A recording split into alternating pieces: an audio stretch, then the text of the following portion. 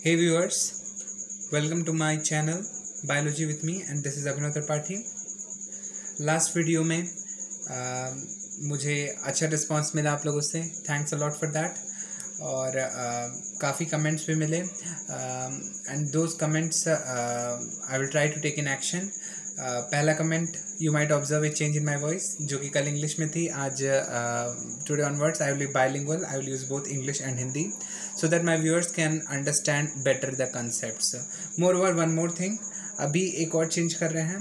अभी से हम फोकस करेंगे जो अगस्त फर्स्ट को नीट एग्जामिनेशन है, अभी हमारा पूरा फोकस उस पर होगा। ISC नूतन की एक्सप्लेनेशन मैं अपलोड करूँगा, कंटिन्यू करूँगा, but later on, because one of my viewers requested me कि अभी फ़िलहाल हमें नीट पे फोकस करना चाहिए because NEET date is approaching very soon. And moreover in coming time अभी मैं फिज़िक्स और केमिस्ट्री की वीडियोस भी अपलोड करूँगा। तो फ़िलहाल अभी जो मैं लेक्चर अपलोड कर रहा हूँ इसमें मैंने नोट्स पहले से ही बना लिए हैं और नोट्स NCERT का क्रक्स है। और आप after reading the lecture notes and you can easily understand what's given in NCERT। अभी फ़िलहाल हम सिर्फ NCERT पे फोकस करेंगे and what's relevant from competitive point of view. And या श्योर ISC स्टूडेंट्स के लिए भी I will upload videos later on after August 1st। So let's start without wasting much time. Okay, so introduction. This chapter deals with the detailed study of kingdom Plantae. As you know, जो आज हम biology का chapter start कर रहे हैं NCERT से, वो kingdom Plantae है। और ये चैप्टर जो है किंगडम प्लांटे से डील करता है, जैसा कि R.H. विटैकर, रॉबर्ट विटैकर ने 5 किंगडम क्लासिफिकेशन किया है, Monera, protista, Plantae, Animalia, fungi and इसी में किंगडम प्लांटे है और उसकी डिटेल स्टडी हम इस चैप्टर में करेंगे और उसके फर्दर क्लासिफिकेशंस के बारे में हम पढ़ेंगे। सो अर्लियर किंगडम प्लांटे में किसको रखा जाता था? उन इंडिविजुअल्स को रखा जाता था जिनके पास एक सेल वॉल होती है। बट लेटर ऑन ये देखा गया कि सेल वॉल ही एक कैरेक्टरिस्टिक नहीं है जिसके बेसिस पे आप प्लांटे को क्लासीफाई कर सकते हो। देयर आर अदर कैरेक्टरिस्टिक जिसके बेसिस पे आप प्लांटे को क्लासीफाई कर सकते हो। तो जब other characteristics other characteristics are taken into account, at that time it was found that few organisms could now be separated. तो उसके बाद मोनेरान्स जिनके पास सेल वॉल तो थी बट बाकी कैरेक्टर में they were not matching the plants. फिर protists और फंजाई भी ऐसे ही थे जिनके पास सेल वॉल तो थी पर बाकी कैरेक्टर में वो प्लांट से रिजेंबल नहीं कर रहे थे, इसीलिए उनको अलग कैटेगरी में रखा गया। अब मॉडर्न डे प्लांट किंगडम का जो मेन कैरेक्टर है that is kingdom of autotrophs. ठीक है, तो ऑटोट्रॉफ्स की किंगडम को किंगडम प्लांटे कहा जाता है। पहले क्या था? पहले था kingdom of those which are having cell wall, but present day understanding क्या कहती है? Kingdom of those organisms which are autotrophs. तो this point explains the same thing. Earlier kingdom Plantae included all the organisms having cell wall, so monerans having peptidoglycan cell wall, some protists having glycocalyx cell wall and fungi having chitin wall were considered in Plantae, but now they are excluded. So earlier एक example भी दिया गया है कि cyanobacteria और blue green algae, जिसको हम algae के अंदर कंसिडर करते थे, cyanobacteria is usually Monera but उसको ब्लू ग्रीन एल्गे कहा जाता था और algae is a member of kingdom Plantae. इस तरह से साइनोबैक्टीरिया को पहले मोनेरा में पहले किंगडम प्लांटे में रखा जाता था but now it has been transferred to the kingdom Monera. Okay, now systems of classification. अब इसके बाद NCERT में सिस्टम्स ऑफ क्लासिफिकेशन के बारे में एक्सप्लेन किया गया है कि 3 तरह के सिस्टम ऑफ क्लासिफिकेशन होते हैं: artificial system of classification, natural system of classification and phylogenetic system of classification. Artificial system of classification वो सिस्टम ऑफ क्लासिफिकेशन था जब हम सिर्फ ग्रॉस मार्फोलॉजिकल कैरेक्टर्स को अकाउंट में लेते थे। ग्रॉस मार्फोलॉजिकल कैरेक्टर्स मीन्स जो एक्सटर्नली अपीयरिंग कैरेक्टर्स थी, जो वेजिटेटिव कैरेक्टर्स जैसे कि रूट का साइज शेप, स्टेम की साइज शेप, लीफ की साइज शेप और जो उनके एक्सटर्नल फीचर्स थे उनके आधार पे हम इसको क्लासिफाई करते थे। तो लेकिन इसका एक डिसएडवांटेज क्या था? इसका डिसएडवांटेज ये था कि एक्सटर्नल फीचर्स जो होते हैं they are getting change according to the environment, वो इन्वायरमेंट के हिसाब से चेंज होती रहती हैं। तो इसीलिए एक्सटर्नल कैरेक्टर्स के, वेजिटेटिव कैरेक्टर्स के आधार पे हम ये क्लासिफिकेशन नहीं कर सकते, ये एक्सेप्टेबल नहीं है। हम लोग को क्लासीफाई करने के लिए और भी फीचर्स को अकाउंट में लेना पड़ता है। इसीलिए classification on the basis of vegetative characters was not acceptable, इसीलिए इस सिस्टम को रिजेक्ट किया गया। और तो और ये क्लोज रिलेटेड स्पीशीज़ को भी सेपरेट कर दे रहा था, ठीक है, क्योंकि उनकी क्लोज रिलेटेड, भले वो क्लोज रिलेटेड स्पीसीज हों, लेकिन वेजिटेटिव कैरेक्टर्स में डिफर कर रहे थे, तो एज अ रिजल्ट ये क्लोज रिलेटेड स्पीसीज को भी सेपरेट कर देता। इसीलिए आर्टिफिशियल सिस्टम ऑफ क्लासिफिकेशन को रिजेक्ट किया गया। फिर आया हमारा natural system of classification. Natural system of classification ये इंटरनल एफिनिटीज़ पे बेस्ड था। इंटरनल एफिनिटीज़ ये इकोलॉजिकल, इंटरनल और एक्सटर्नल कैरेक्टरिस्टिक्स पे बेस्ड था, यानी ये तीनों कैरेक्टरिस्टिक को अकाउंट में लेता था। इकोलॉजिकल मीन्स एक ऑर्गेनिज्म का दूसरे ऑर्गेनिज्म के साथ कैसा रिलेशन है, उस आधार पे। एक्सटर्नल यानी उसके क्या एक्सटर्नल फीचर्स हैं, और साथ ही साथ मोस्ट इम्पॉर्टेंट ये इंटरनल फीचर्स पर भी फोकस करता था। इसीलिए इसको जो है अभी तक हम लोग इस्तेमाल करते हैं। अब इसमें थोड़ा और इम्प्रूवमेंट कर दिए, तो फाइलोजेनेटिक सिस्टम को हमने इंक्लूड कर लिया, जिसके अंदर हम फाइलोजेनी यानी एवोल्यूशनरी हिस्ट्री को भी ऐड करते हैं, ठीक है। तो नेचुरल सिस्टम का एक एग्जांपल है जॉर्ज बेंथम और जोसेफ डाल्टन हुकर, जिनके द्वारा मतलब फ्लावरिंग प्लांट्स को क्लासिफाई करने का एक सिस्टम बनाया गया था, जो कि नेचुरल सिस्टम ऑफ क्लासिफिकेशन के अंदर कंसिडर किया जाता है। और उसके बाद जो तीसरे तरह का क्लासिफिकेशन सिस्टम है वो है फाइलोजेनेटिक क्लासिफिकेशन सिस्टम। तो फाइलोजेनेटिक क्लासिफिकेशन सिस्टम में कुछ नहीं चेंज किया गया, बस ये नेचुरल सिस्टम में फाइलोजेनी को ऐड कर दिया गया। नेचुरल सिस्टम किस पे बेस्ड था? इकोलॉजिकल, एक्सटर्नल और इंटरनल फीचर्स पे। लेकिन जब इकोलॉजिकल, एक्सटर्नल और इंटरनल फीचर्स के साथ हमने फाइलोजेनेटिक फीचर्स को भी जोड़ दिया। अब फाइलोजेनेटिक फीचर्स क्या होते हैं? एवोल्यूशनरी हिस्ट्री, यानी किसी ऑर्गेनिज्म का किस ऑर्गेनिज्म से डिराइव हुआ है, यानी उसका एवोल्यूशन कैसे हुआ है। जब हम इन फीचर्स को बोलते हैं तो इन फीचर्स को हम फाइलोजेनी कहते हैं। फाइलोजेनी का मतलब होता है एवोल्यूशनरी हिस्ट्री। तो जब हम फाइलोजेनी को भी अकाउंट में लेते हैं तो उसको तब उस सिस्टम ऑफ क्लासिफिकेशन को हम फाइलोजेनेटिक सिस्टम ऑफ क्लासिफिकेशन बोलते हैं। तो systems of classification are basically of three types: artificial, natural और phylogenetic. Artificial uses gross superficial morphological vegetative characters. Okay, sorry, you can focus now. Okay, so uses gross superficial morphological vegetative characters. It is rejected because it separated close related species. First disadvantage का क्या था कि close related species को separate कर देता था, and the second disadvantage was कि vegetative characters are easily affected by environment. Okay, so that's why it has separated even the close related species, इसीलिए इसको रिजेक्ट कर दिया गया। और इसका एक एग्जांपल भी दिया एनसीईआरटी में, classification on the basis of androecium structure given by Linnaeus. तो एंड्रीशियम स्ट्रक्चर के बेसिस पे क्लासीफाई करना that's not justifiable at all.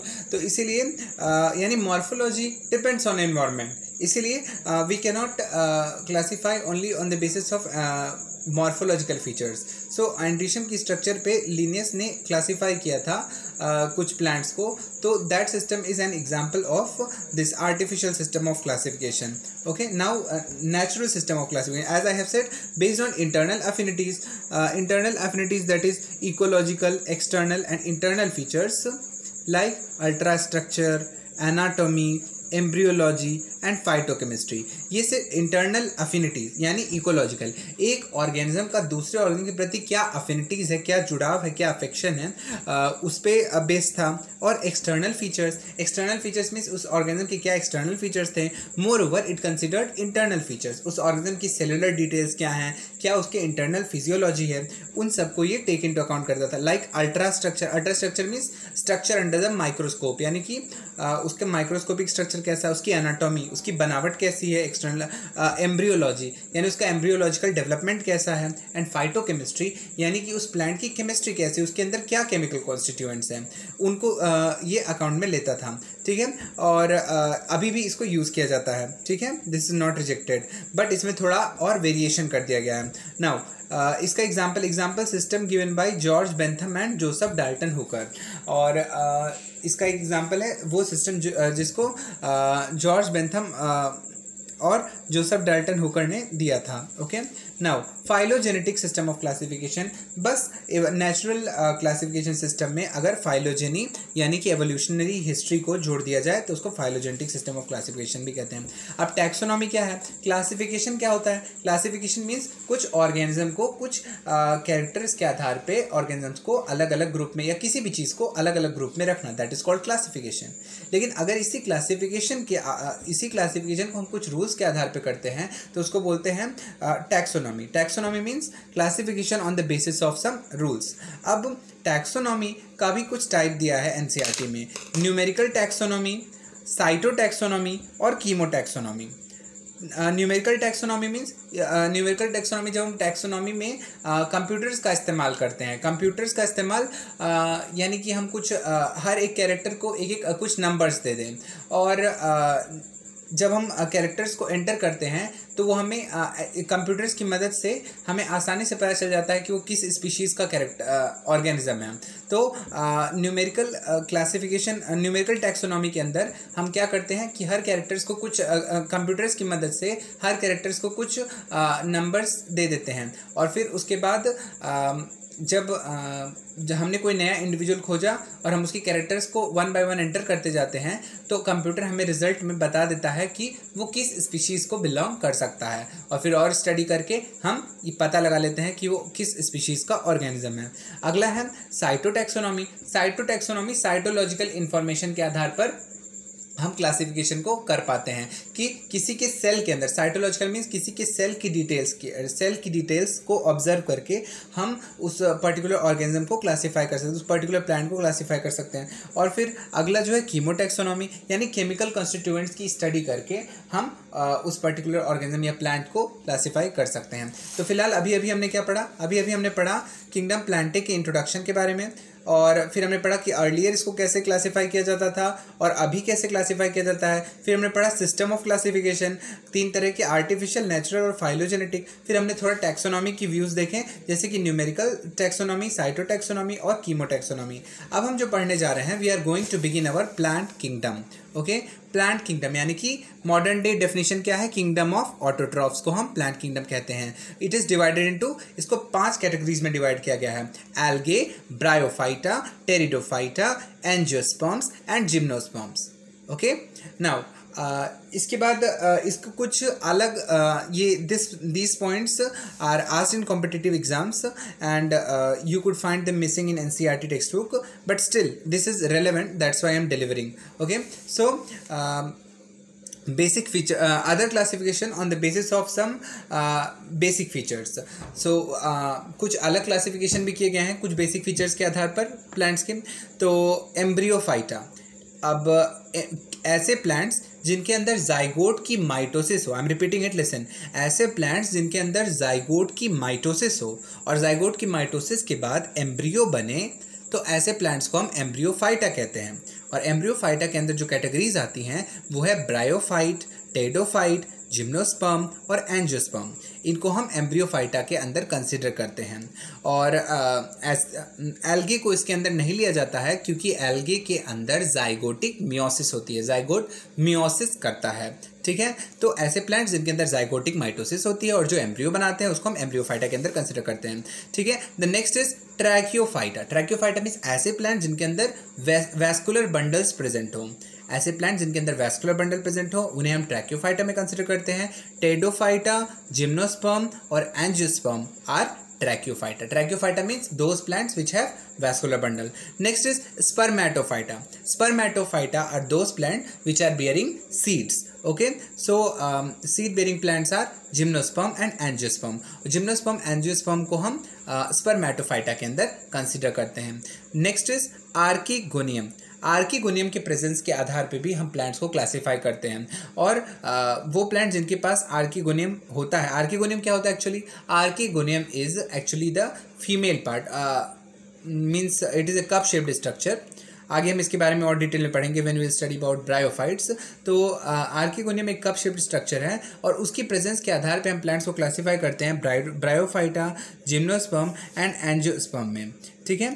तो मीन्स ब्रायोफाइटा, जिम्नोस्पर्म और एंजियोस्पर्म ये आर्किगोनियम कंटेनिंग प्लांट्स हैं, ऐसे प्लांट्स हैं जिनके अंदर आर्किगोनियम प्रेजेंट होता है, ठीक है। और तो अभी तक हमने मतलब 4 इंपॉर्टेंट टर्म्स पढ़े which I think you have not studied before also. Embryophyta is ऐसे प्लांट जिनके अंदर जाइगोट की माइटोसिस होती है और जाइगोट की माइटोसिस के बाद एम्ब्रियो बनता है और इसके अंदर कौन ग्रुप आते हैं? Bryophyta, Pteridophyta, gymnosperm, angiosperm. फिर उसके बाद एल्गी इसके अंदर नहीं आता क्योंकि उस एल्गी की जाइगोटिक मियोसिस होती है। फिर ट्रैकियोफाइटा, ट्रैकियोफाइटा मीन्स ऐसे प्लांट जिनके अंदर वैस्कुलर बंडल्स प्रेजेंट हों और इसके अंदर आते हैं टेडोफाइट, जिम्नोस्पर्म और एंजियोस्पर्म। फिर उसके बाद नेक्स्ट है Spermatophyta. Spermatophyta means seed bearing plants और सीड बियरिंग प्लांट्स में आते हैं तुम्हारे जिम्नोस्पर्म और angiosperm. Archegonium containing plants, archegonium containing plants means ऐसे प्लांट जिनके अंदर कप शेप्ड आर्किगोनिया प्रेजेंट होता है। और आर्किगोनिया क्या होता है? I will explain that while explaining bryophyta. Okay, so ऐसे प्लांट जिनमें कप शेप्ड आर्किगोनिया प्रेजेंट हो वो आर्किगोनियम कंटेनिंग प्लांट्स होते हैं और इनके अंदर आ जाता है ब्रायोफाइटा, जिम्नोस्पर्म और एंजियोस्पर्म, ठीक है। सो अभी व्हाइल गोइंग फर्दर मैं तुम्हें हाँ अपने सारे व्यूअर्स को एक बात बताना चाहूँगा कि दिस इज़ प्लांट किंगडम और plant kingdom has lot of things to memorise, what we call रट्टा। ओके, सो फॉर दैट आपको बहुत सारी चीज़ें रटनी भी पड़ेंगी, बहुत सारे एग्जाम्पल्स एनसीईआरटी के रटने पड़ेंगे because the questions are not direct question, ये क्वेश्चंस आते हैं यूजिंग एग्जाम्पल्स। इसीलिए एनसीईआरटी के एग्जाम्पल्स की चार्ट बना लीजिए, वन सजेशन चार्ट बना के stick it somewhere so that whenever you see it you may recall the examples. Okay, so all the details, all the examples should be memorized, must be memorized because you might refer the previous year question also। आपको वहाँ ऐसे ही मिलेगा कि बहुत सारे question ऐसे आए हैं जहाँ पे सिर्फ एग्जाम्पल्स अगर नहीं आते हैं तो you are at stake। Okay, चलिए फिर अभी हम आगे बढ़ते हैं। तो हैप्लॉइड एंड डिप्लॉइड प्लांट, ऐसे अब हैप्लॉइड और diploid plant, haploid diploid so we all know ऐसे प्लांट जिनमें मेन प्लांट बॉडी, हैप्लॉइड का मतलब क्या होता है? एन, और डिप्लॉइड का मतलब क्या होता है? 2n, यानी कि हैप्लॉइड मतलब सिंगल सेट ऑफ क्रोमोसोम और single set of chromosome and diploid means which have 2 set of chromosome. Okay, so haploid in case of plant आप कैसे डिसाइड करोगे कि कौन सा प्लांट हैप्लॉइड है कौन सा डिप्लॉइड है? ऐसे प्लांट जिनमें मेन स्टेज यानी वो जो मेन प्लांट बॉडी हमें दिखाई देती है which is visible, which is superficial plant body, अगर वो मेन प्लांट बॉडी गैमेटोफाइट है यानी कि वो मेन प्लांट बॉडी अगर हैप्लॉइड है, ठीक है, तो उसको बोलते हैं हैप्लॉइड प्लांट। और अगर वो मेन प्लांट बॉडी स्पोरोफाइट है उसको हम बोलते हैं डिप्लॉइड प्लांट, ठीक है। और हैप्लॉइड प्लांट के एग्जांपल्स हैं, हैप्लॉइड प्लांट के अंदर आते हैं एल्गे और ब्रायोफाइटा, क्योंकि एल्गे और ब्रायोफाइटा में जो मेन प्लांट बॉडी होती है वो होती है हैप्लॉइड, ठीक है। और अब हैप्लॉइड प्लांट बॉडी को गैमेटोफाइट कहा गया है। यहाँ पे गैमेटोफाइट का मतलब वो स्ट्रक्चर जो कि गैमेट्स बनाए, ठीक है। तो हैप्लॉइड सेल्स से ही गैमेट बनते हैं। ओके, हैप्लॉइड सेल्स पहले बनते हैं, जैसे कि आप रिप्रोडक्शन में पढ़ोगे कि रिप्रोडक्शन में स्पर्मेटोसाइट बनता है, फिर स्पर्मेटोसाइट से प्राइमरी स्पर्मेटोसाइट से सेकेंडरी स्पर्मेटोसाइट, और फिर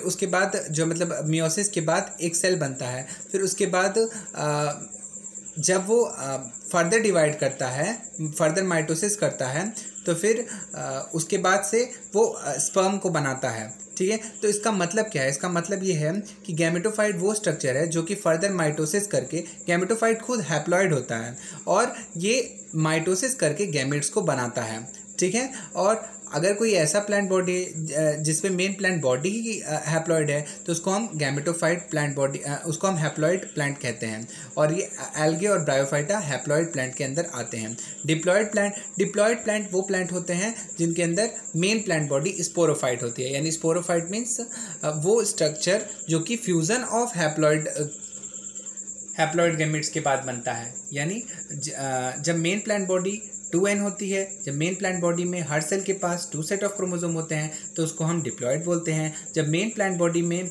हर सेल के पास वन सेट ऑफ क्रोमोसोम होते हैं यानी वो हैप्लॉइड होती है, तब उसको हम हैप्लॉइड प्लांट बोलते हैं। चलिए आगे बोलते हैं हैप्लॉन्टिक, डिप्लॉन्टिक और हैप्लोडिप्लॉन्टिक प्लांट्स में को भी क्लासीफाई किया गया है। तो अभी बता दें कि हैप्लॉइड और डिप्लॉइड में, हैप्लॉइड में एल्गी और ब्रायोफाइटा आते हैं और डिप्लॉइड में टेरिडोफाइट, जिम्नोस्पर्म और एंजियोस्पर्म, नेक्स्ट 3 क्लासेस आते हैं, ठीक है। और हैप्लॉन्टिक, डिप्लॉन्टिक और हैप्लोडिप्लॉन्टिक प्लांट्स की बात की जाए तो एक ज़्यादा मेजर कन्फ्यूजन ये होती है कि हैप्लॉइड और हैप्लॉन्टिक में क्या डिफरेंस है।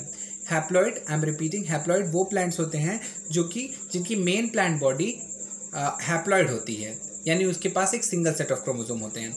लेकिन हैप्लॉन्टिक क्या होता है, हैप्लॉन्टिक लाइफ साइकिल होता है। हैप्लॉइड प्लांट होता है लेकिन हैप्लॉन्टिक लाइफ साइकिल होता है। अभी हैप्लॉन्टिक क्या है, लाइफ साइकिल क्या है, हैप्लॉन्टिक लाइफ साइकिल ऐसा लाइफ साइकिल जिनमें मेन स्टेज, अब लाइफ साइकिल अभी हम बताएंगे, आगे एक्सप्लेन करेंगे कि किसी भी प्लांट के लाइफ साइकिल में 2 मेन स्टेज आते हैं। Let me explain that first, तब हम इसको डिस्कस करेंगे, ओके। तो अभी हम पहले बता दें आपको कि क्या है गैमेटोफाइट और sporophyte, then you will be able to understand कि हैप्लॉन्टिक, डिप्लॉन्टिक और हैप्लोडिप्लॉन्टिक क्या है। तो गैमेटोफाइट और स्पोरोफाइट किसी भी प्लांट में, all plants have these 2 stages, ठीक है। किसी भी प्लांट में ये 2 स्टेजेस जरूर आते हैं।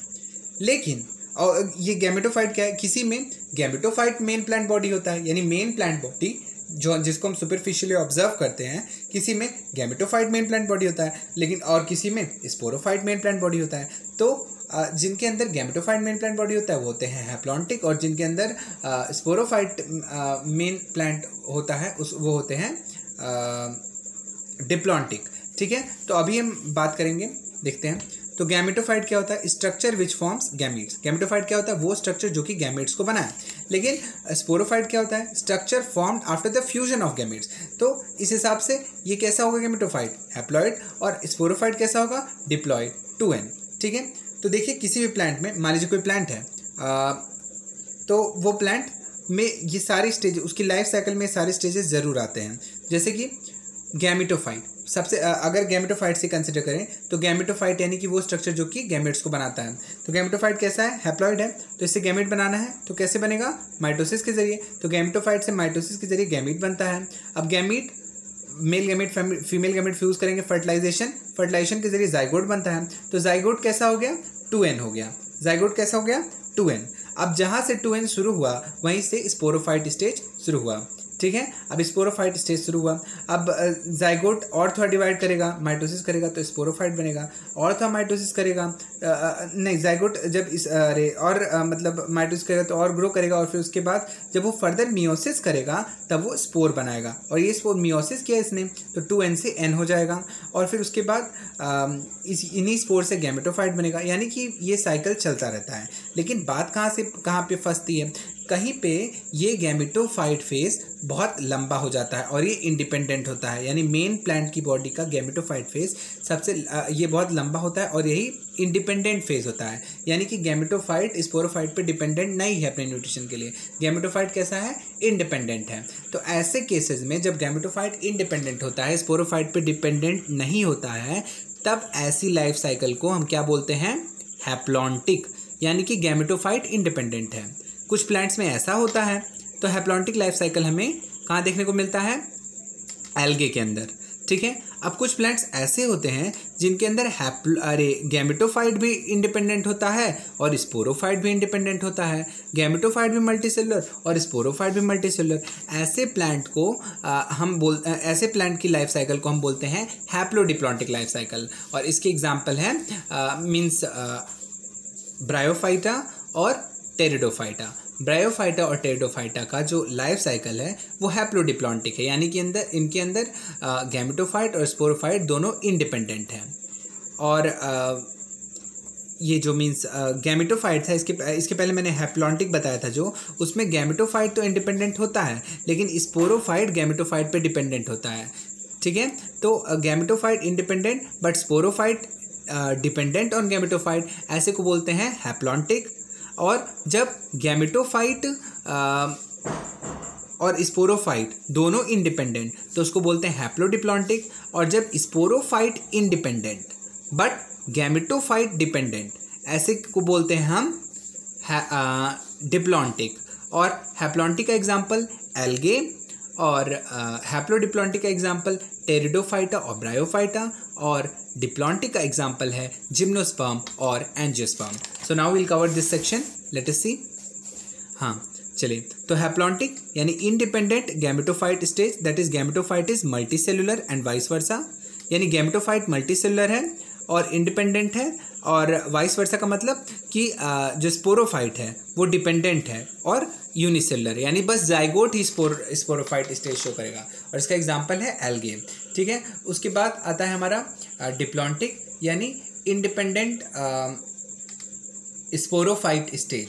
डिप्लॉन्टिक के अंदर क्या होता है? Independent sporophyte stage, that is sporophyte multicellular and independent, but जो गैमेटोफाइट है वो कैसा होगा? यूनिसेलुलर और डिपेंडेंट, और इसके एग्जांपल होगा जिम्नोस्पर्म और एंजियोस्पर्म। और फिर अगला है हैप्लोडिप्लॉन्टिक, यानी बोथ गैमेटोफाइट और स्पोरोफाइट आर इंडिपेंडेंट। ठीक है, यानी कि बोथ आर मल्टीसेलुलर स्टेजेस और इंडिपेंडेंट स्टेजेस, और इसके अंदर आते हैं एग्जांपल ब्रायोफाइटा और टेरिडोफाइटा।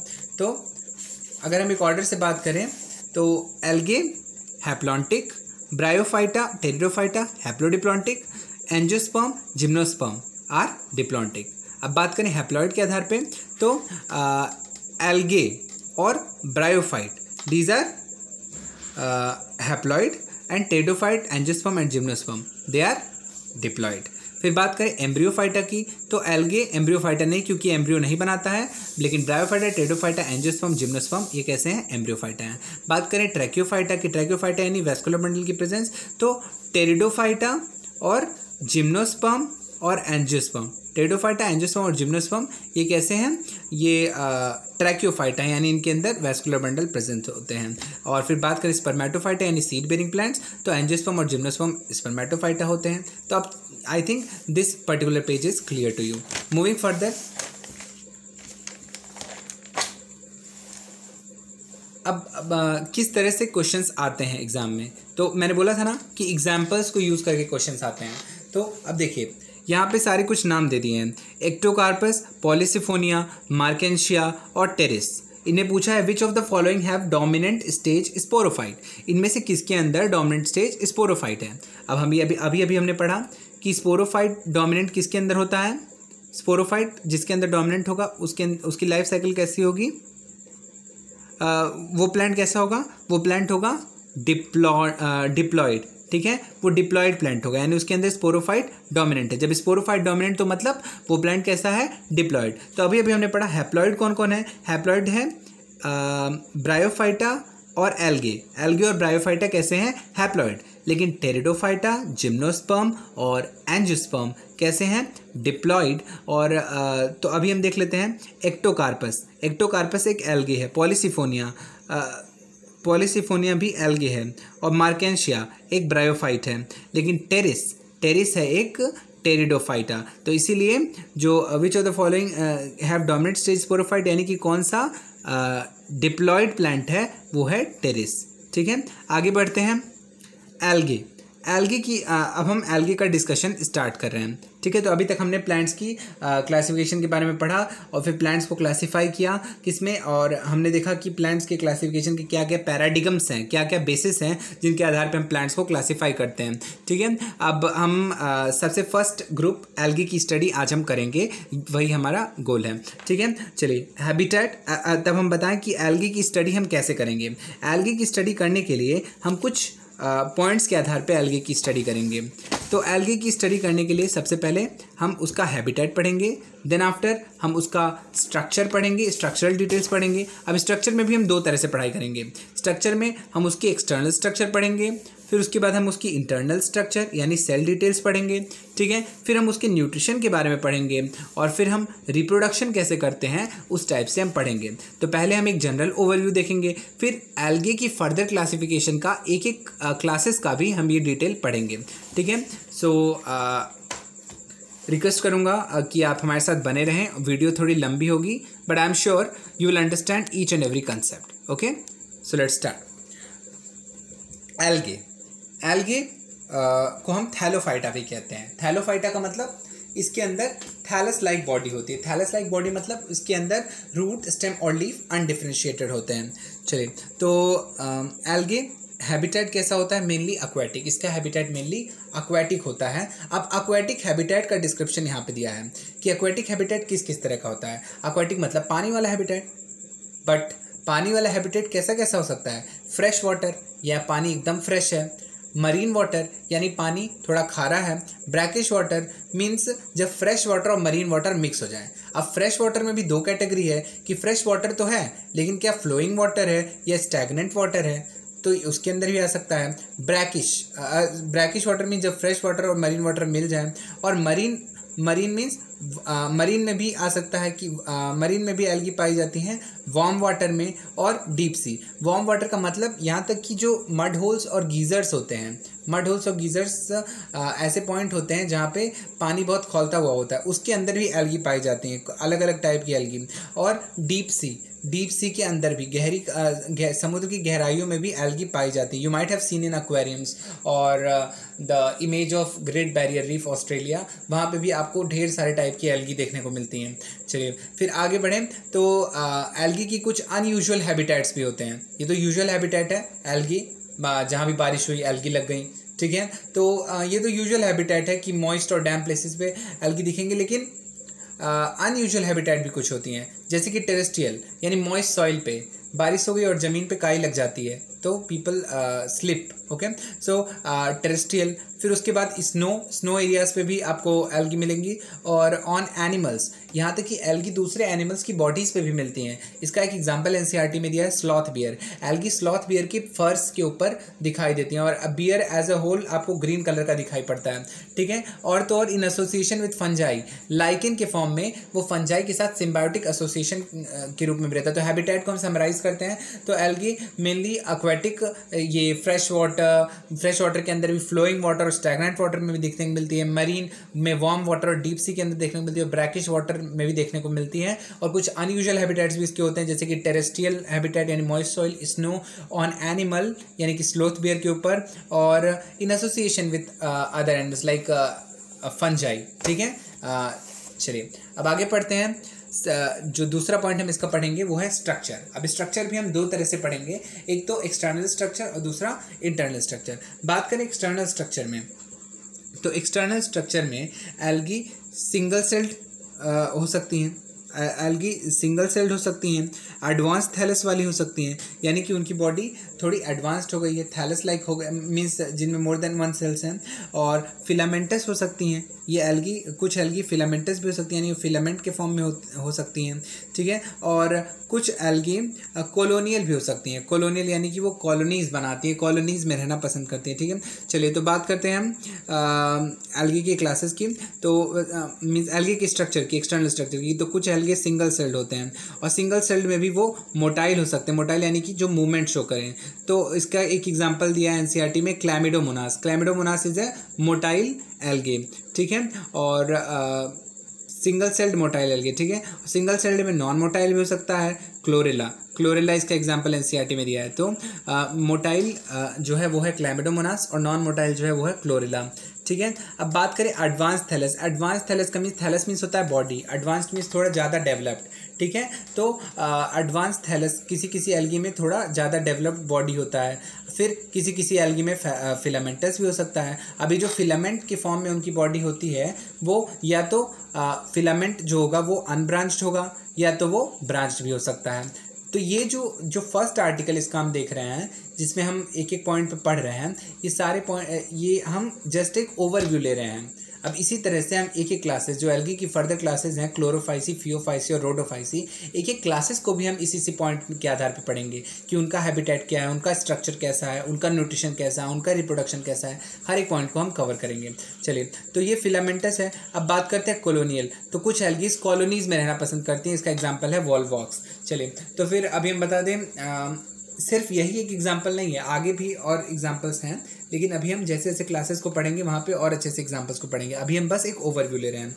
तो अभी हम इस तरह से ये सोच सकते हैं कि हैबिटेट क्या हो सकते हैं, ठीक है, क्या क्या पॉसिबिलिटीज़ हैं हैबिटेट की एल्गे के लिए, और स्ट्रक्चर क्या क्या पॉसिबिलिटीज़ हैं उसके स्ट्रक्चर के लिए, कि वो सिंगल सेल्ड हो सकता है, एडवांस थैलस वाला हो सकता है, फिलामेंटस हो सकता है, या कॉलोनियल हो सकता है। फिर अब बात करने जा रहे हैं हम सेल डिटेल। अब सेल डिटेल के अंदर हम एक एक क्लासेस के अंदर अभी हम पढ़ेंगे कि क्या क्या उस सेल की डिटेल है। ये सेल डिटेल में सबसे पहली बात कि यूकैरियोटिक ऑर्गेनिज्म है, तो यूकैरियोटिक ऑर्गेनिज्म तो होंगे ही, because kingdom plantae is of eukaryotic autotrophs, eukaryotic autotrophs, इसलिए ये कैसे हैं, यूकैरियोटिक तो होंगे ही, ठीक है। और सेल डिटेल में सबसे फर्स्ट पॉइंट यूकैरियोटिक ऑर्गेनिज्म, तो ये कॉमन है, तो इसको हम अगेन अगेन राइट नहीं करेंगे।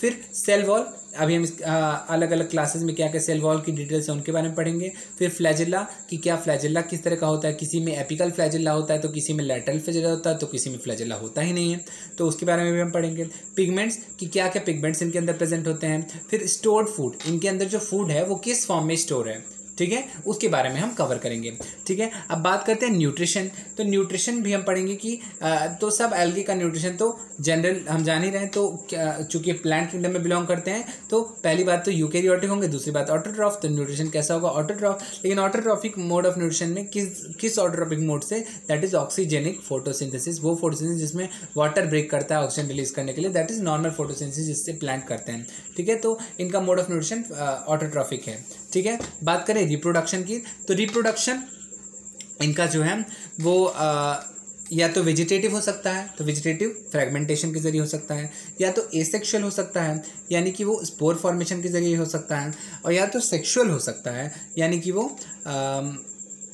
सेक्सुअल में भी 3 तरह का हो सकता है। तो पहले हम वेजिटेटिव को बता दें, तो वेजिटेटिव फ्रैगमेंटेशन के जरिए होता है, यानी फ्रैगमेंटेशन यानी कि मेन बॉडी कुछ फ्रैगमेंट्स में टूट जाती है, कुछ टुकड़ों में टूट जाती है और वो सारे टुकड़े नए ऑर्गेनिज्म में ग्रो कर जाते हैं, तो उसको हम बोलते हैं फ्रैगमेंटेशन। तो वेजिटेटिव रिप्रोडक्शन का मोड है फ्रैगमेंटेशन। दूसरा है एसेक्सुअल मोड, तो एसेक्सुअल मोड का एसेक्सुअल रिप्रोडक्शन का मोड है स्पोर फॉर्मेशन। कुछ स्पोर बनते हैं, कुछ मोटाइल स्पोर बनते हैं और वही स्पोर से नया ऑर्गेनिज्म बन जाता है और उसे मतलब हम वो एसेक्सुअल रिप्रोडक्शन का मोड है स्पोर फॉर्मेशन के जरिए, ठीक है। और मोटाइल स्पोर को हम जूओस्पोर कहते हैं, जू मतलब एनिमल और जूओस्पोर चूंकि एनिमल्स मूव कर सकते हैं इसीलिए जूओस्पोर किसको कहा गया, मोटाइल स्पोर को जूओस्पोर कहा जाता है, ठीक है। अब बात करते हैं हम सेक्सुअल रिप्रोडक्शन के टाइप की, तो सेक्सुअल रिप्रोडक्शन आइसोगैमस, एनाइसोगैमस और ओगैमस 3 तरह का होता है। आइसोगैमस का मतलब क्या है, जो गैमीट्स बनते हैं, सेक्सुअल रिप्रोडक्शन का मतलब क्या है, जिसमें फ्यूजन ऑफ गैमीट्स हो, ठीक है। तो जो गैमीट्स बनते हैं, जो गैमीट्स फ्यूज होते हैं सेक्सुअल रिप्रोडक्शन के दौरान, वो गैमीट्स अगर सेम साइज के हैं तो उसे हम आइसोगैमस बोलते हैं, ठीक है। ऐसा सेक्सुअल रिप्रोडक्शन जिसमें जो गैमीट्स है वो सेम साइज के हों तो उसको हम बोलते हैं आइसोगैमस। अभी सेम साइज के गैमीट्स कैसे हो सकते हैं, या तो नॉन मोटाइल हो सकते हैं, ठीक है, या तो मोटाइल हो सकते हैं, ठीक है। तो इसमें 2 पॉसिबिलिटीज़ हो सकती हैं, या तो नॉन मोटाइल या तो मोटाइल, आगे हम इसके बारे में डिस्कस करेंगे, ठीक है। फिर एनाइसोगैमस, एनाइसोगैमस में ऐसे गैमेट्स बनते हैं जिनमें साइज़ अनइक्वल होती है, ठीक है, साइज़ अनइक्वल होती है। और जो ओगैमस होता है, ओगैमस में भी साइज़ अनइक्वल ही होती है, लेकिन ये जो है जो मेल गैमेट होता है वही मोटाइल होता है और फीमेल गैमेट नॉन मोटाइल होती है, ठीक है। ऐसा ही ओगैमस रिप्रोडक्शन ही इसमें भी होता है, एनिमल्स में भी उनके अंदर भी एक एग होती है और जो कि नॉन मोटाइल होता है और स्पर्म सेल होता है जो कि मोटाइल होता है, ठीक है। तो मेल गैमेट इज मोटाइल और फीमेल गैमेट नॉन मोटाइल है, ठीक है। तो इस तरह से आइसोगैमस, एनाइसोगैमस, ओगैमस 3 तरह के सेक्सुअल रिप्रोडक्शन। आइसोगैमस जब जो गैमीट्स हैं वो सिमिलर साइज के हों, एनाइसोगैमस जब गैमीट्स अनइक्वल साइज के हों, और ओगैमस जब गैमीट्स इसमें भी गैमीट्स अनइक्वल साइज के होते हैं। जब एक स्पेशल केस ऑफ एनाइसोगैमी हम इसको कह सकते हैं कि जब फीमेल गैमीट बड़ा हो और नॉन मोटाइल हो और मेल गैमीट मोटाइल हो और छोटा हो, ठीक है। चलिए अब आगे बढ़ते हैं। तो अभी तक हम जो पढ़ रहे थे, अभी तक हम ये पढ़ रहे थे कि इसको पढ़ना कैसे, अभी तक ये पढ़ रहे थे कि एल्गे को पढ़ना कैसे है। तो एल्गे को पढ़ने के लिए हम अलग अलग टॉपिक से पढ़ेंगे कि पहले जो भी क्लासेस हैं, क्लोरोफाइसी, फियोफाइसी और रोडोफाइसी, एल्गे की 3 क्लासेस होती हैं, ग्रीन एल्गे, ब्राउन एल्गे और रेड एल्गे, जिनको हम क्लोरोफाइसी, फियोफाइसी और रोडोफाइसी से भी कहते हैं। तो इनको हम कैसे स्टडी करेंगे, इनके हैबिटेट क्या हैं वो पढ़ेंगे। तो फिर उसके बाद हम पढ़ेंगे कि इनके मतलब स्ट्रक्चरल डिटेल, एक्सटर्नल और इंटरनल क्या क्या है, और फिर उसके बाद हम पढ़ेंगे कि इनका मोड ऑफ न्यूट्रिशन क्या है। तो मोड ऑफ न्यूट्रिशन तो सब में सेम ही होगा, ऑक्सीजनिक फोटोसिंथेसिस। और फिर हम पढ़ेंगे कि इनका मोड ऑफ रिप्रोडक्शन कैसा है। तो उसको पढ़ने से पहले जरा हम एल्गे की इकोनॉमिक इंपॉर्टेंस जान लें। क्यों हम एल्गे को पढ़ते हैं, क्योंकि कुछ इकोनॉमिक इंपॉर्टेंस है, कुछ बेनिफिट्स हैं, इसी वजह से। तो पहली बात, तो ये प्लांट का मेंबर है और प्रोड्यूसर है। तो ऑटोट्रॉफ है इसलिए प्रोड्यूसर है। तो ये फूड तो प्रोड्यूस करता है, साथ साथ ऑक्सीजन भी प्रोड्यूस करता है। और ओशियंस, जो कि ओशन हमारे अर्थ में major portion covered by water ocean है, ठीक है। तो जो ओशन से कवर्ड पोर्शन है उन सारे ओशियन में सोचो कितनी एल्गी होगी, और कितनी एल्गी कितना मतलब कार्बन डाइऑक्साइड को फिक्स करती होगी। तो ये जो एल्गी है, ओशन के अंदर प्रेजेंट एल्गी है, वही अबाउट 50% कार्बन डाइऑक्साइड को फिक्स करती है। दूसरा इकोनॉमिक इंपॉर्टेंस है कि जहाँ भी एल्गी होती है तो सराउंडिंग में वो ऑक्सीजन को इंक्रीज कर देती है, नियर इन्वायरमेंट में वो ऑक्सीजन को इंक्रीज कर देती है। अब आप मुझसे क्वेश्चन पूछ सकते हो कि यूट्रोफिकेशन के केस में ऐसा क्यों नहीं होता है। यूट्रोफिकेशन मतलब क्या होता है कि जब पॉन्ड में एल्गल ब्लूम हो जाता है, जब बहुत ढेर सारी एल्गी पॉन्ड में ग्रो कर जाती हैं, तो जो ऑर्गेनिज्म एक्वाटिक ऑर्गेनिज्म होते हैं वो तो ऑक्सीजन की लैक में मर जाते हैं। अरे भैया, वो ऑर्गेनिज्म ऑक्सीजन पा नहीं पाते इस वजह से क्योंकि मतलब ये उनके ऑक्सीजन को कवर कर लेते हैं और डिजॉल्व्ड ऑक्सीजन जल्द से जल्द ख़त्म हो जाता है। तो उस रेट से उनको ऑक्सीजन मिल नहीं पाता है क्योंकि ये उसका ऑक्सीजन ही नहीं, सनलाइट वगैरह बाकी रिसोर्सेज भी कवर कर लेते हैं। इसीलिए वो प्लांट जो एक्वाटिक ऑर्गेनिजम्स होते हैं वो मर जाते हैं, ठीक है। लेकिन एक्सटर्नल इन्वायरमेंट की बात करें तो उस पॉन्ड के किनारे एक्सटर्नल इन्वायरमेंट में ऑक्सीजन तो बढ़ ही जाता है, लेकिन हाँ एक्वाटिक इकोसिस्टम डिस्टर्ब जरूर हो जाता है। चलिए, तो ऑक्सीजन इंक्रीज होता है जहाँ पे भी एल्गी होती है उसके नियर एनवायरनमेंट में ऑक्सीजन इंक्रीज होता है। सार्गैसम और लेमिनेरिया ये ऐसी एल्गी हैं जिनको हम जो एडिबल हैं, ठीक है। और इनके अलावा इनको लेके लगभग 70 मरीन स्पीशीज़ ऑफ एल्गी ऐसी हैं जिनको हम लोग एज फूड इस्तेमाल करते हैं। और एल्गी को एज फूड इस्तेमाल किया जा सकता है क्योंकि they are good source of nutrients also, ठीक है। तो चाइना वगैरह में, जापान वगैरह में एल्गल सैलाड्स आर यूज्ड, ठीक है, अच्छा है। और फूड सब्स्टिट्यूट भी हैं, ठीक है। तो ब्राउन एल्गी और रेड एल्गी, ब्राउन एल्गी के द्वारा एक केमिकल प्रोड्यूस किया जाता है जो कि उसकी सेल वॉल में होता है एल्जिन, और रेड एल्गी एक केमिकल कंटेन करता है कैराजिन। तो एल्जिन और कैराजिन ये जो दोनों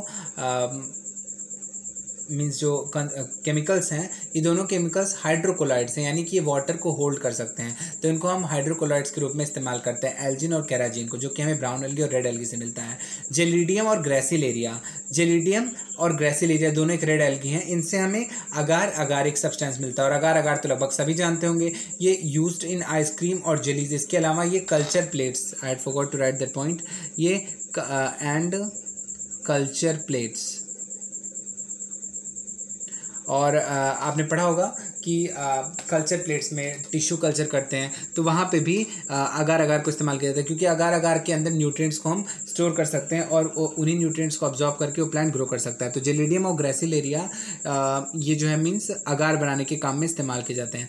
बात करें क्लोरेला की और स्पाइरुलिना की, तो क्लोरेला और स्पाइरुलिना स्पेस ट्रैवलर्स के द्वारा यूज़ किए जाते हैं as source of food and oxygen.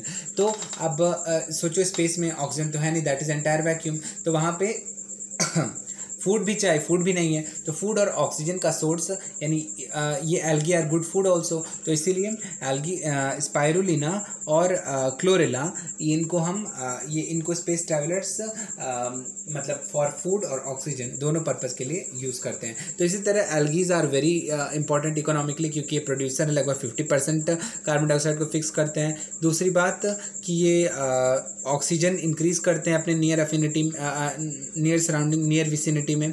और फिर उसके बाद सार्गैसम और लेमिनेरिया ऐसी एल्गी हैं जिनको हम एडिबल हैं। इनके अलावा 70 स्पीसीज़ लगभग एल्गी की एडिबल हैं। और ब्राउन एल्गी और रेड एल्गी से हमें एल्जिन और कैराजिन रिस्पेक्टिवली मिलता है जो कि हाइड्रोकोलाइड्स हैं। और जेलिडियम और ग्रेसिलेरिया जो कि रेड एल्गी हैं, इनसे हमें अगार मिलता है, और अगार तो आइसक्रीम, जेलीज और टिश्यू कल्चर में यूज़ होता है। और क्लोरेला और स्पाइरुलिना स्पेस ट्रैवलर्स द्वारा फूड और ऑक्सीजन के लिए इस्तेमाल की जाती हैं, ठीक है। अब बात करते हैं हम आगे क्लासिफिकेशन ऑफ एल्गी। तो classification of algae in 3 classes, Chlorophyceae green algae, Phaeophyceae brown algae और रोडोफाइसी रेड एल्गी। क्लियर, चलिए आगे बढ़ते हैं। क्लोरोफाइसी, क्लोरोफाइसी के पहले सबसे पहले हमने बोला था कि एग्जाम्पल्स बेस्ड क्वेश्चंस आते हैं, तो एग्जाम्पल्स को याद तो करना पड़ेगा, रट्टाफिकेशन थोड़ा बहुत यहाँ करना पड़ेगा। तो इसीलिए हमने कुछ ट्रिक्स रखी हैं। मैं ये नहीं कह रहा हूँ कि I had made these tricks, या I had done some modification according to me, but मैंने भी इंटरनेट रेफर करके इन ट्रिक्स को रखा है। Anyways that's not the matter, the matter is कि आपको याद होना चाहिए, ठीक है। तो ये ट्रिक है Chacha Chaudhary you are very smart engineer, ठीक है। तो यहाँ पे CH हमें मिल जा रहा है, तो C से हमें 3 ग्रीन एल्गी मिलती हैं। कौन कौन सी? क्लैमिडोमोनास, क्लोरेला और क्लैडोफोरा। क्लैमिडोमोनास, क्लोरेला, क्लैडोफोरा, ये NCERT के एग्जाम्पल्स हैं। आपको क्लैडोफोरा का ना मिले, ये 12th की बुक से लिया गया है, तो मीन्स NCERT में चाहे 11th या 12th की बुक में ये सारे नेम्स कहीं ना कहीं मेंशन्ड है, इसीलिए हम इन सबको एक ही में इकट्ठे बता रहे हैं। तो Chacha Chaudhary you are very smart engineer, ठीक है। तो चाचा में C से हम क्लैमिडोमोनास, क्लोरेला और क्लैडोफोरा लिख सकते हैं, और नेक्स्ट चौधरी के C से हम कारा लिख सकते हैं। Chara is also a green algae. U से यूलोथ्रिक्स, आर का कुछ नहीं मतलब है, और very V for Volvox, smart S for Spirogyra, engineer E for Eudorina, ठीक है। Chacha Chaudhary you are very smart engineer, C for Chlamydomonas, Chlorella, Cladophora, Chara, ठीक है, Ulothrix, Volvox, Spirogyra, Eudorina. Hope that आप इसको रिवाइज करेंगे again and again so that you can memorise it. Habitat, इनका habitat fresh water और marine दोनों हो सकता है, ठीक है। अब बात करें स्ट्रक्चर, तो स्ट्रक्चर में हम एक्सटर्नल स्ट्रक्चर की बात करते हैं। तो एक्सटर्नल स्ट्रक्चर में ये यूनिसेलुलर भी हो सकते हैं, कॉलोनियल भी हो सकते हैं, फिलामेंटस भी हो सकते हैं, और advance thallus. Advance thallus means parenchymatous, ठीक है, ये पैरेनकाइमेटस भी हो सकते हैं, ठीक है। तो यूनिसेलुलर का एग्जांपल है आपका क्लोरेला और क्लैमिडोमोनास। क्लोरेला और क्लैमिडोमोनास दोनों यूनिसेलुलर हैं। क्लोरेला नॉन मोटाइल यूनिसेलुलर है और क्लैमिडोमोनास मोटाइल यूनिसेलुलर है। क्लोरेला नॉन मोटाइल यूनिसेलुलर है और क्लैमिडोमोनास मोटाइल यूनिसेलुलर है। क्लियर, यानी कि क्लोरेला के पास कोई फ्लैजिला नहीं है, बट क्लैमिडोमोनास के पास फ्लैजिला है, ठीक है। चलिए, अब कॉलोनियल जो है, कॉलोनियल यानी कॉलोनीज में रहने वाला, वॉल्वॉक्स कॉलोनियल है, और फिलामेंटस है स्पाइरोगैरा, यूलोथ्रिक्स और क्लैडोफोरा। स्पाइरोगैरा, यूलोथ्रिक्स और क्लैडोफोरा ये फिलामेंटस हैं, ठीक है। पैरेनकाइमेटस कारा है पैरेनकाइमेटस, ठीक है। तो अभी हमने पढ़ा एक्सटर्नल स्ट्रक्चर्स। अभी इस लेक्चर के दौरान I know some of you might be getting frustrated कि इतनी सारी डिटेल्स हम कैसे याद करेंगे, but believe me, if you revise it again and again, you'll surely memorize it, ठीक है। You may make short tricks, you may make posters, or you can paste it on your walls, and surely you will remember it, okay. So unicellular, chlorella and chlamydomonas, and chlorella is motile, and chlorella is non-motile and chlamydomonas is motile, and colonial volvox, filamentous, spirogyra, ulothrix, and this Cladophora, and parenchymatous is Chara, okay. अब आगे पढ़ते हैं हम internal structure.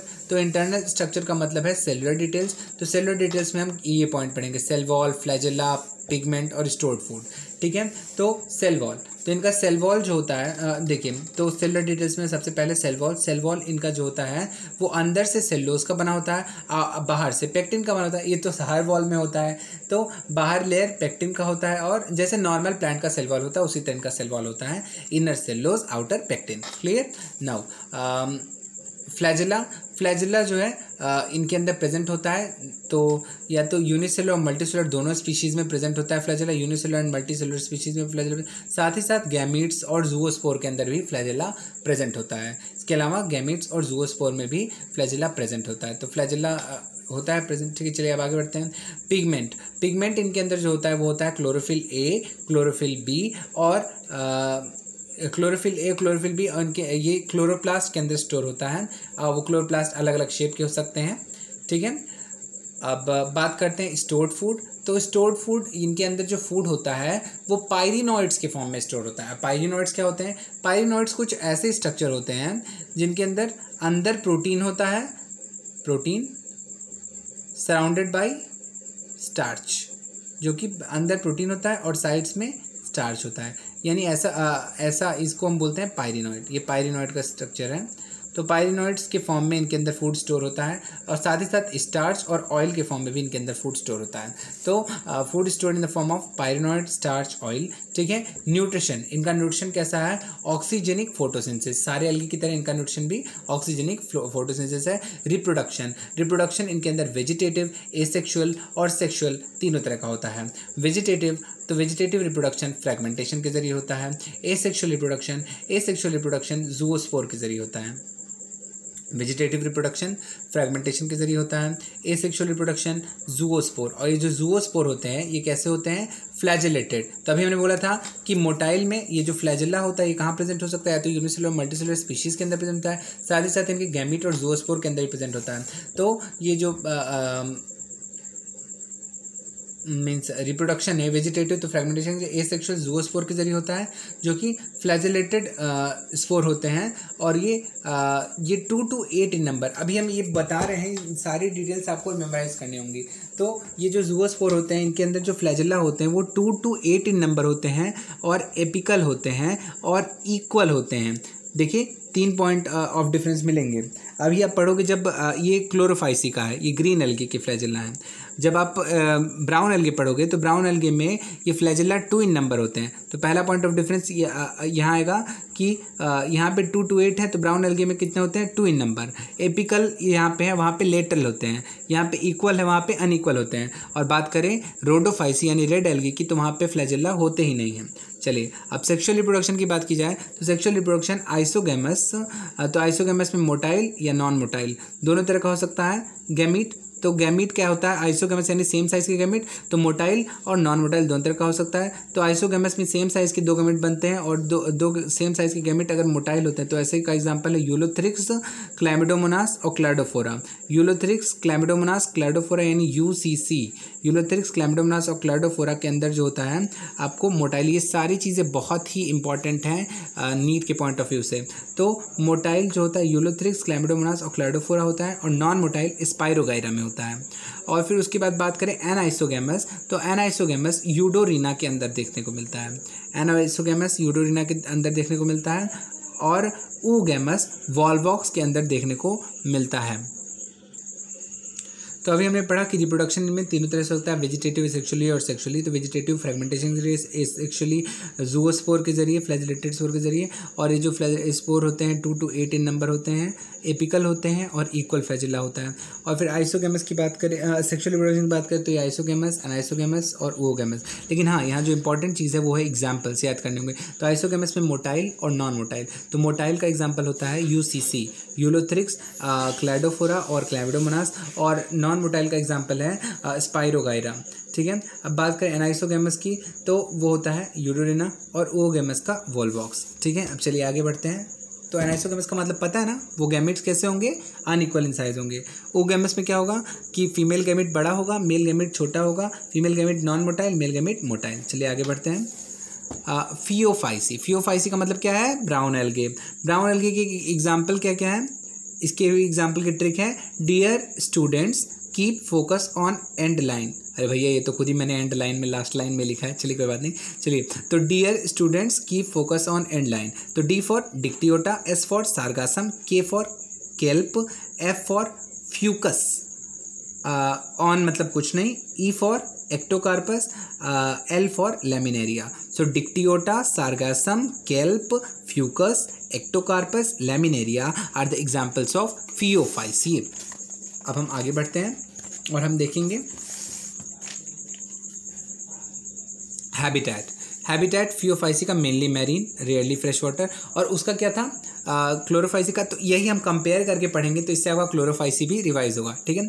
तो habitat इसका marine और mainly marine होता है, रेयरली फ्रेश वाटर, उसका दोनों मरीन प्लस फ्रेश वाटर। अब स्ट्रक्चर की बात करें तो इसका स्ट्रक्चर जो है एक्सटर्नल स्ट्रक्चर बात करें तो इसका external structure filamentous and branched होता है, इसका फिक्स्ड है, फिलामेंटस है। वहाँ पे क्या क्या पॉसिबिलिटीज़ थी, या तो वो फिलामेंटस हो सकता है, या तो कॉलोनियल हो सकता है, या तो वो पैरेनकाइमेटस हो सकता है। ठीक है। और इसके अलावा वो यूनिसेलुलर भी हो सकता है। ठीक है। तो फिलामेंटस, लेकिन इसके लिए फियोफाइसी यानी ब्राउन एल्गी का फिलामेंटस और ब्रांच्ड स्ट्रक्चर होता है, ठीक है। और कुछ तो इतने लंबे 100 मीटर के इतने लंबे हो सकते हैं। लार्जेस्ट एल्गे वो केल्प्स होते हैं जो कि समुद्र के डीप सी में पाए जाते हैं, और ये 100 मीटर तक लंबे हो सकते हैं, ठीक है। और एल्गी इज थैलोफाइट, जैसा कि हम जानते हैं, since the algae is thallophyte that is undifferentiated root stem and leaves, there is no separate root stem और लीव्स।